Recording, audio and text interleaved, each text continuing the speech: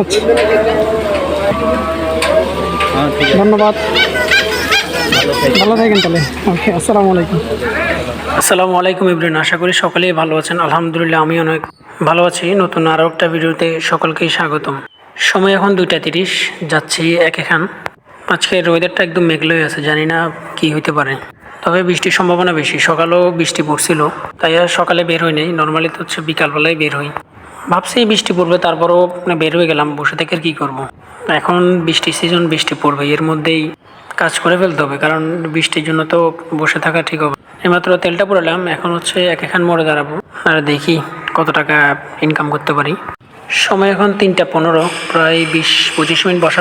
একটা ভাই আসলো, ভাইটা যা বলছে আপনার 3 ফুলের মাথা। ওনাকে ভাড়া বলছিলাম 120 টাকা, উনি বললো যে 100 টাকা দিবে।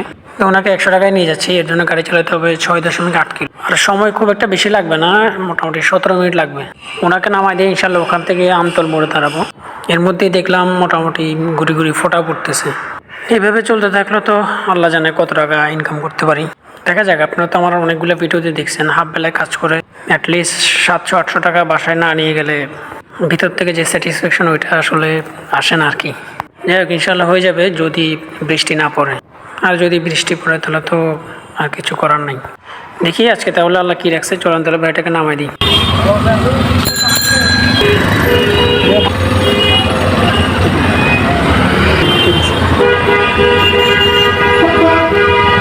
ধন্যবাদ। আসসালামু আলাইকুম। ভাইটাকে মাত্র নামা দিলাম, এখন বাজতেছে প্রায় 3:40। চলুন তাহলে আমতল মোড়ে দাঁড়ায় পরের ট্রিপটা নিয়ে আবার আসতেছি। সময় এখন 4:10, প্রায় আমতল মোড়েও 25 মিনিটের মতন বসতে হয়েছে। এরপরে একটা বাইকে পেলাম, বাইকটা যাবে হচ্ছে অক্সিজেন মোড়ে। ওনাকে ভাড়া বলছিলাম 150 টাকা, উনি বললো যে ভাই একটু আগেই এখানে আসলে 130-140 টাকার নিচে যাওয়ার লস। এখন হুজুর মানুষ বলতেছে ভাই আমি মিথ্যা কথা বলবো না, আমি 120 টাকা দিয়ে আসছি, আপনাকেও 120 টাকাই দিব। তো এখন যেহেতু উনি আসছে 120 টাকা দিয়ে, এখন ওখানে আর আমার কিছু বলার নাই। অ্যাটলিস্ট এখানে 150 টাকা ভাড়া দরকার ছিল, কারণ এখানে রাস্তা প্রায় 8-8.5 কিলোর মতন, মোটামুটি সময় লাগে 22 মিনিটের মতন। চলুন তাহলে ওনাকে নামাই দেখি। পুলিশ বক্স আর কি নিচে আচ্ছা, এটা করছে এখন। আচ্ছা আচ্ছা, আগে তো এটা ছিল না। ধন্যবাদ, আসসালামু আলাইকুম। ভাইটাকে মাত্র নামা দিলাম, এখন হচ্ছে অক্সিজেন মোড়ে দাঁড়াই। আল্লাহ জানে ওয়েদার তো একদম খারাপ হয়ে আছে। সময় এখন 4:20। চলুন তাহলে পরটিটা নিয়ে আবার কথা বলি। সময় এখন 5:10, প্রায় 40 মিনিটের মতন বসতে হয়েছে।